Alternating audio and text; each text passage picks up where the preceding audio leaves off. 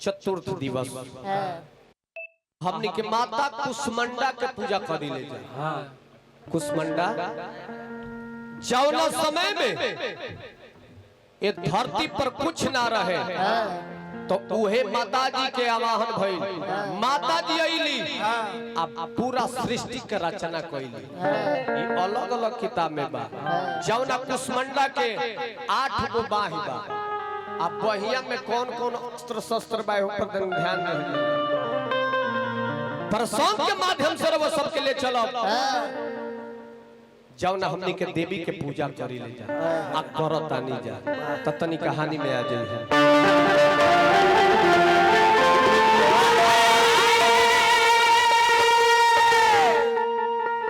आरे कहानी कहानी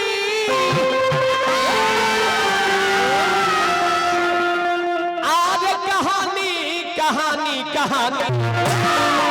ये बचवा तो तनी ध्यान देकर सुनना।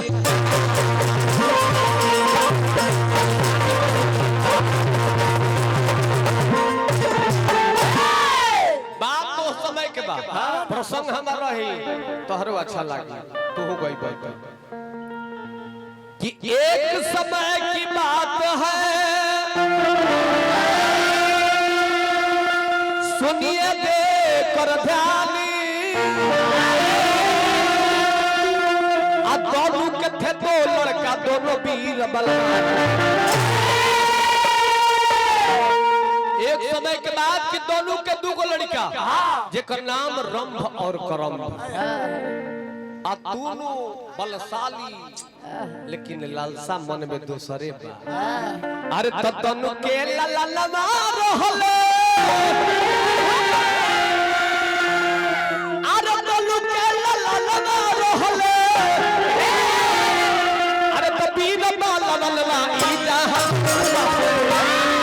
अरे तो रंभ करम रहे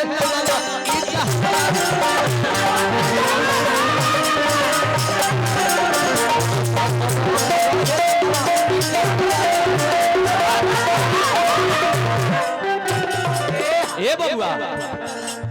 दोनों पुत्र ही न रहले मन में चिंता पुत्र खातिर करे तपस्या चले मन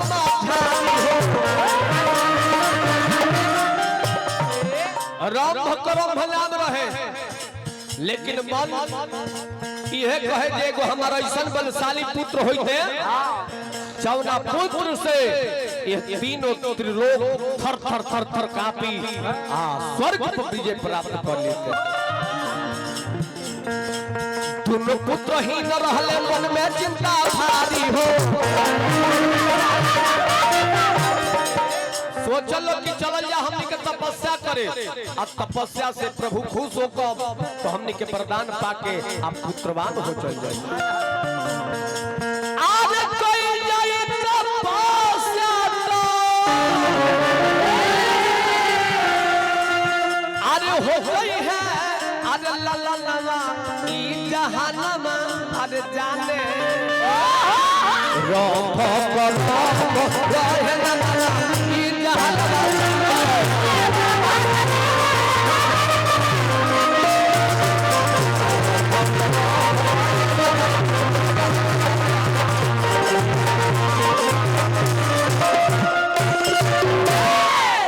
तपस्या के चल रही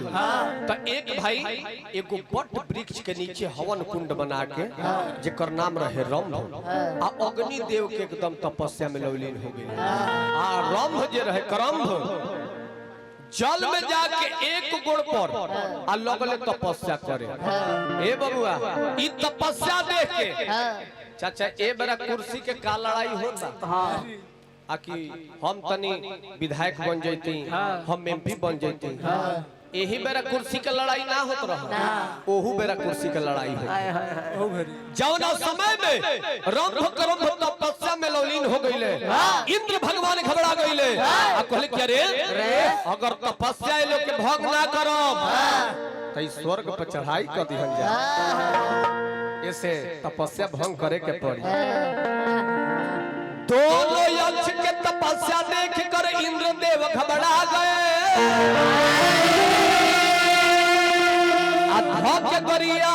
रूप देवराज जल के भीतर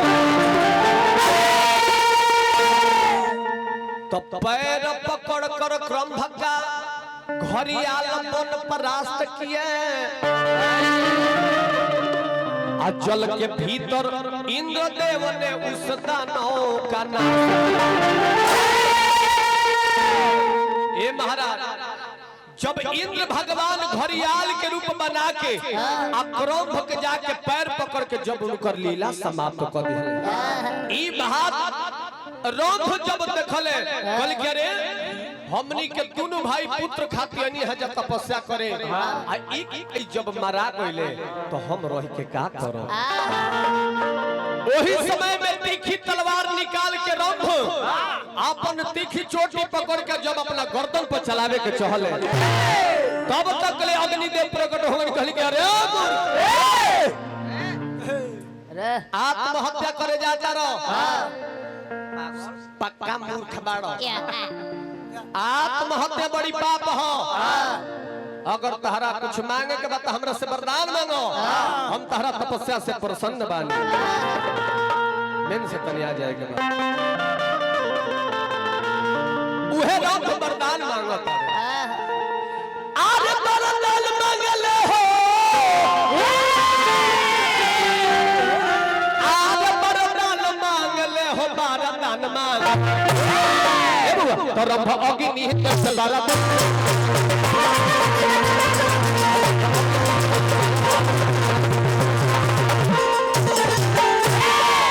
रब कहले कि हे अग्निदेव अगर रउआ प्रसन्न बानी तो हमरा के कही वरदान दी कि यदि प्रसन्न बाटे आज रउर मनवा अरे चाहतानी हमके देवे के वरदानवा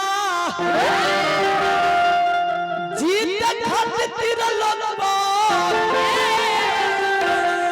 आज सालता अरे मांगले बोले कि हमरा के एगो संतान दे दी जे तीनों त्रिलोक पर विजय करे तो रब अग्नि से बारा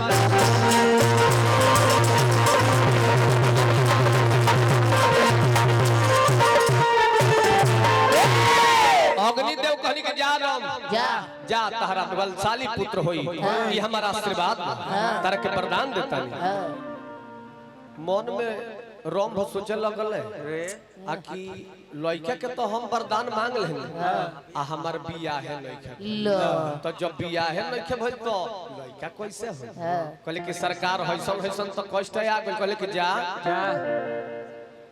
एजा से जवैला के बाद जावला स्त्री पर तहार मन इच्छा डिग जाई तू अपना मनवा से ओकरा के पत्नी मान लेबो वही से तहरा बलशाली पुत्र के जन्म हो। अग्निदेव क्या कहतनी आ कि जा जा तू अरे अपना अरे भवाना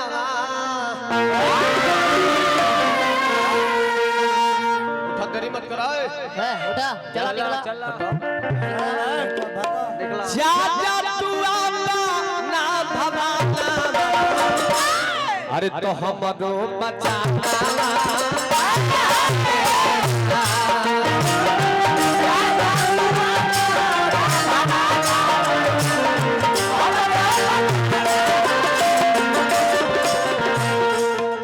बैठा ये कदा के मन बचना ये कदा के मन बचना पूरा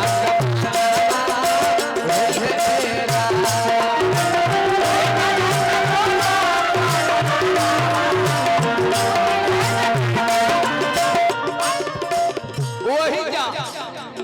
रंभ तेरी ना कोइले सुन के बचन रंभ चल आसंधालवा अग्निदेव भइले अंतर ध्यानवा हेबा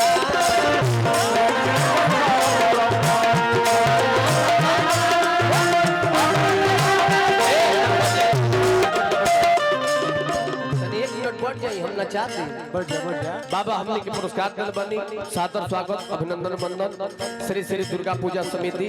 नवयुवक बाल संघ कला परिषद की तरफ से हजारों हजार आशीर्वाद है।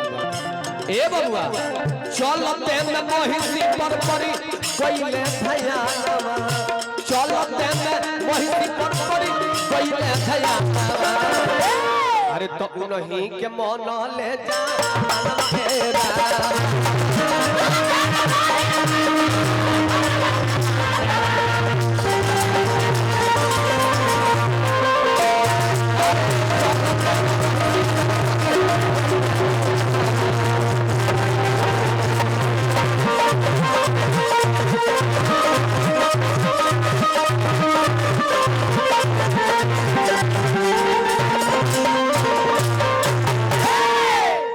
प्रसंग के हम रोकत